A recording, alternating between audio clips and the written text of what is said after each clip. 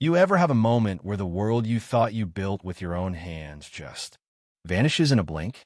Like one day you wake up and you're still living in the same house, sleeping in the same bed, but you can barely remember how you got here? Yeah, that was me. I remember standing by the window of the Wells estate, silk robe still hanging off my shoulders, coffee turning cold in my hand. Out there, everything sparkled clean lines, glass, gold lights spilling across polished floors.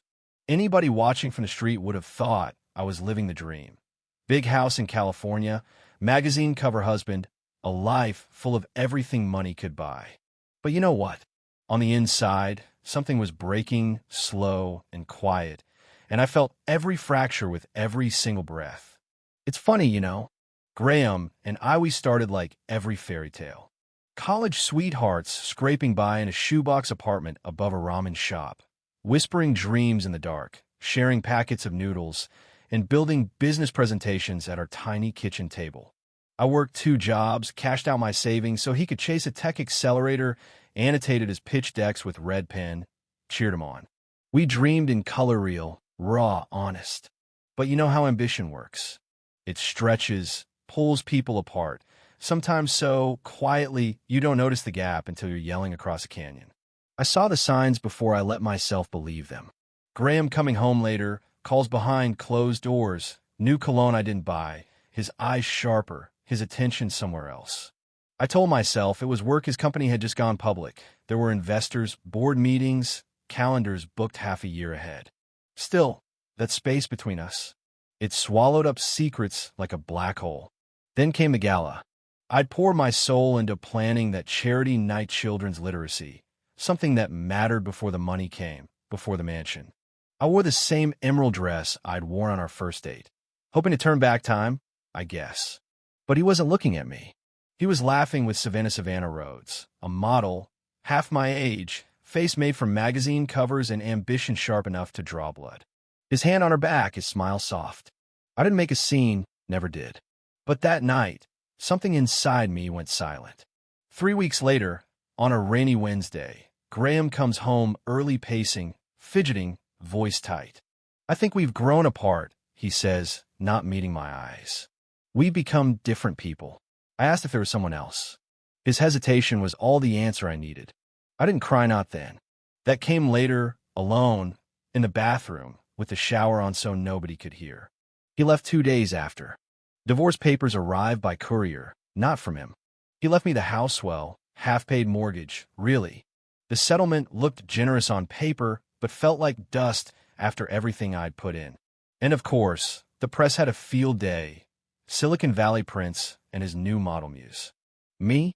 I became the former teacher, as if my life expired with the marriage.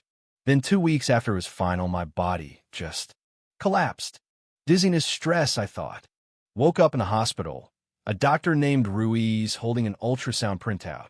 You're pregnant. A mess. Harper. And, there's more than one heartbeat. Turns out 5. Quintuplets. You ever hear news so wild it feels like a joke the universe is playing on you? Yeah, that happened. I didn't tell Graham.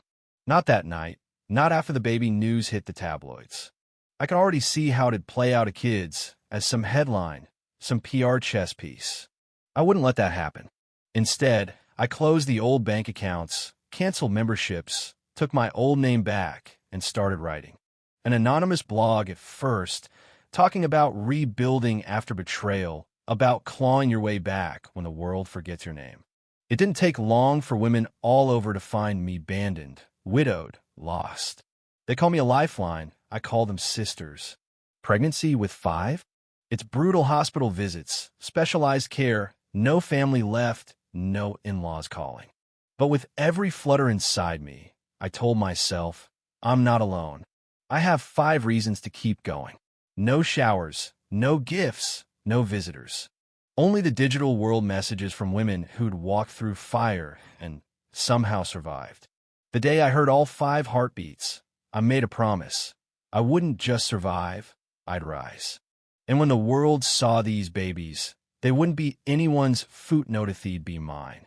I poured everything into preparation, reading medical journals, high-risk pregnancy podcasts, learning about NICU stats, protocols, What to do if you go into labor too soon. I turned my blog into a business workshops, resources, videos, all shot in sweatpants and maternity leggings. Other women reached out to help: accountants, nurses, designers. Strangers became my tribe. The pregnancy nearly broke me. My body was a battlefield. Every week, a new challenge: pain, exhaustion, fear. But I kept moving, hired a doula with a little income one scraped together. We got through it, one freezer meal and one therapy session at a time. Then, one morning, the real war began. My water broke too soon. The hospital became my world: 5 teams of doctors, one for each baby. Delivery was chaos, wires and machines everywhere. But all 5 were born alive, though tiny and fighting. I named them that night: Jason, Malia, Tomas, Ella, Lina. 5 miracles. I spent weeks between NICU visits, healing, learning, loving. My audience grew. My video, What They Left Behind, went viral. Not about Graham, not directly, but the pain was all there between the lines. Eventually, Resilient Roots was born, a real nonprofit, a space for women to rebuild. We offered legal aid, workshops, childcare, mental health clinics.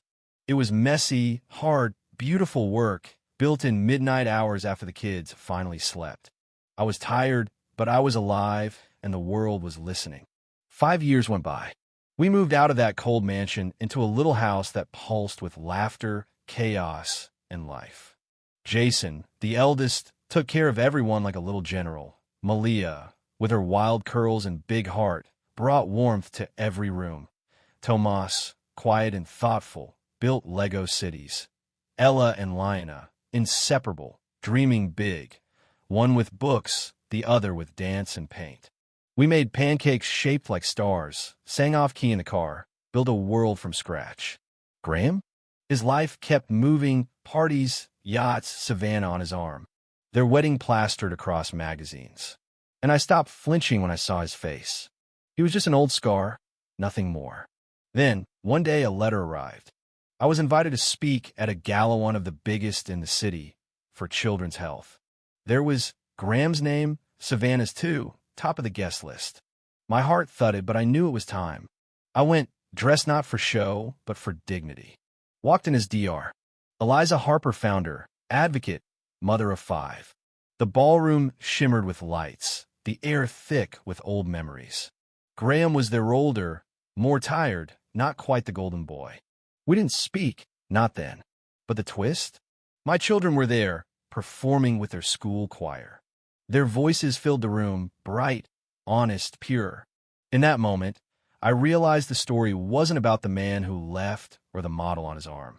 It was about these 5 souls and the woman who'd risen from the ruins. After the show, Graham and I finally talked, sitting on a bench near the playground. He brought coffee, remembered how I liked it. He asked questions, really listened.